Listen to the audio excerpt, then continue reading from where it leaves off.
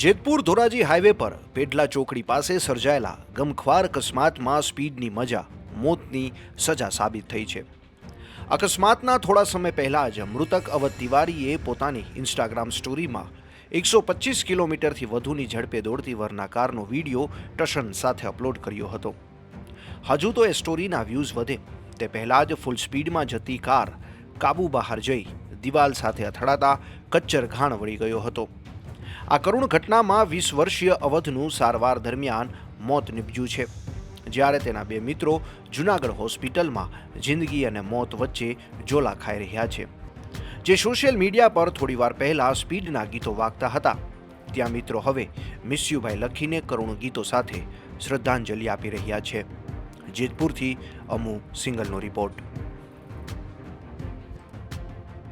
આજે થોડો સમય પહેલાં કાળા કલરની વર્ના ગાડી એપ્લાય ફોર રજિસ્ટ્રેશન લખેલી જેતપુરથી નીકળી અને ધોરાજી બાજુ જતા બાલકૃષ્ણ ફાર્મ આગળ ચાલકે કાબુ ગુમાવેલો અને બાલકૃષ્ણ ફાર્મની દિવાલને અથડાઈ અને ગાડી પલટી મારી ગયેલી.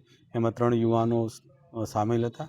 એમાંથી એક યુવાનનું ઘટના સ્થળે જ મૃત્યુ થયું છે અને 2 બાકી યુવાનો જે છે એની ગંભીર હાલત છે. એમને સારવાર હેઠળ હોસ્પિટલમાં દાખલ કરવામાં આવેલ છે.